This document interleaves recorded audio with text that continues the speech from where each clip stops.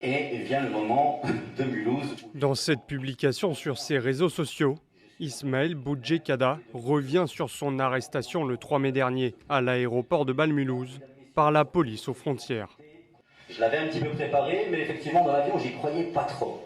L'homme de 29 ans, élu municipal de gauche de la ville de Grand-Charmont dans le Doubs, avait quitté la France et faisait l'objet de 2 mandats de recherche dans le cadre de 2 enquêtes ouvertes par le parquet de Paris, notamment pour divulgation de données personnelles et 6 infractions d'apologie d'un acte de terrorisme en ligne à travers de nombreux messages diffusés sur les réseaux sociaux. Il avait notamment déclaré sur ses réseaux sociaux en août 2024 que la mort des 1200 civils israéliens lors des attaques du 7 octobre perpétrées par le Hamas était, je cite, un peu méritée.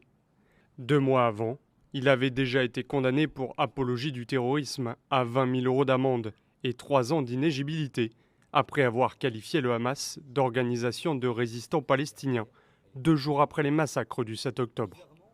Interpellé le 3 mai dernier à l'aéroport de Bâle-Mulhouse, Ismaël Boujedjada avait été incarcéré à Fleury-Mérogis avant d'être relâché au début du mois de juin. Toujours sous contrôle judiciaire strict, son procès devant la 23e chambre correctionnelle du tribunal judiciaire de Paris doit débuter ce jeudi.